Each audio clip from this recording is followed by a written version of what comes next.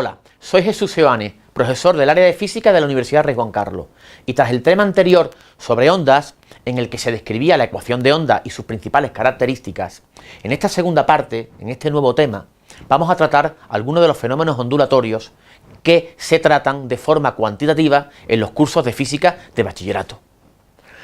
La información complementaria a este tema la podrá encontrar el alumnado como material descargable de apoyo en el sitio web.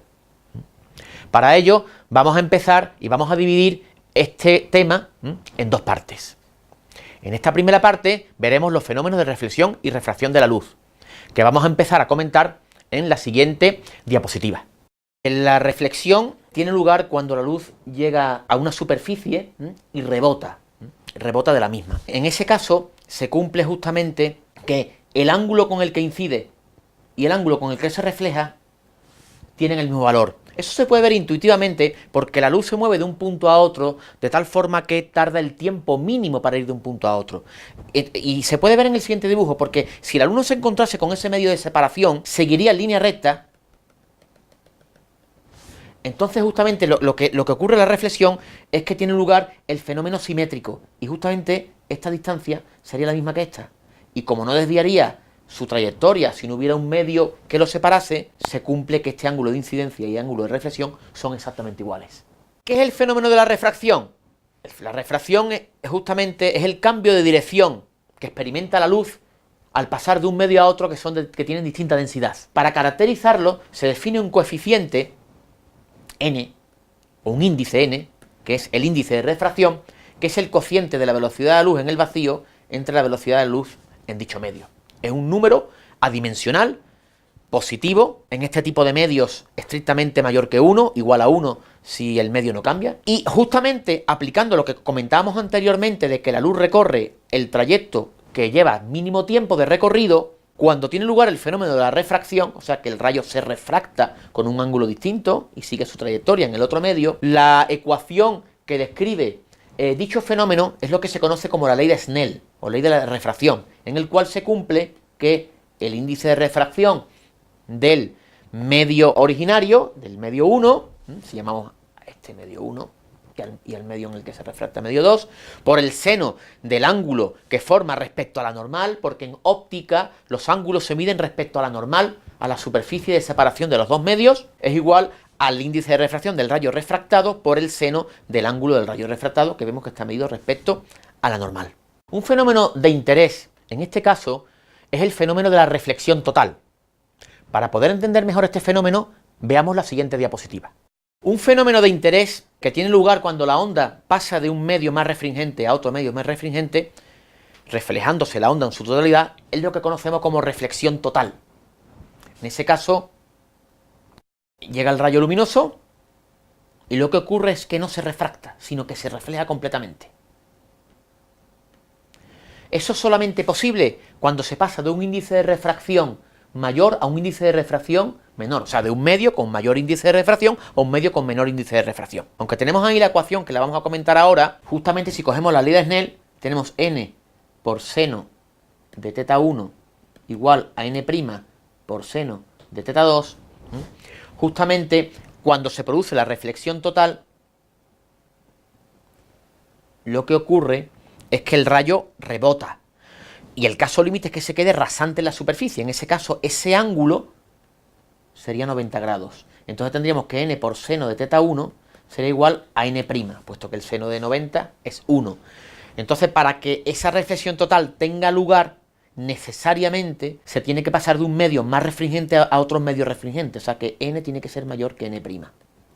Y existe un valor crítico de ese ángulo a partir del cual el rayo justamente se reflejaría siempre y no se refractaría. Este es el caso límite, pero todos estos que vemos por aquí son casos de reflexión total. Ese ángulo límite, ¿cómo se calcula? Cogiendo aquí la expresión, el índice de refracción del rayo incidente, del medio incidente, por el seno del ángulo incidente, igual al índice de refracción del medio refractado por el seno de 90, que es el caso límite, a partir del cual el rayo se refleja completamente, no se refracta, y se obtiene justamente esta expresión para el ángulo crítico de incidencia para que se produzca la reflexión total. Una forma intuitiva, aparte de entender la reflexión total, es con un ejemplo del día a día.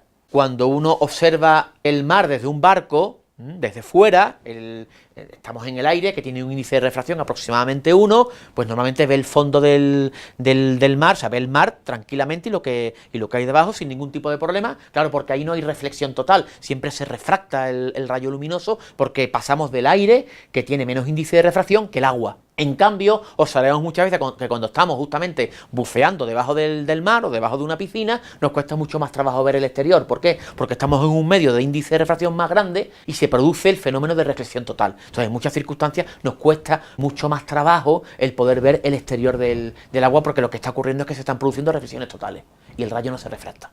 Y a continuación, y para terminar esta parte del tema, esta primera parte del tema, vamos a resolver un ejercicio típico para mayor aclaración de los conceptos explicados. Un rayo de luz monocromática que se propaga en el aire incide sobre la superficie de separación de un recipiente que contiene benceno. Justamente aquí tenemos el aire y aquí el benceno. Calcule el ángulo de incidencia para que el rayo reflejado y el rayo refractado sean perpendiculares. El rayo de luz incide desde el aire con un ángulo de incidencia ahí, se refracta en el benceno con un ángulo de refracción R, y me están pidiendo justamente cuánto vale ese ángulo de incidencia para que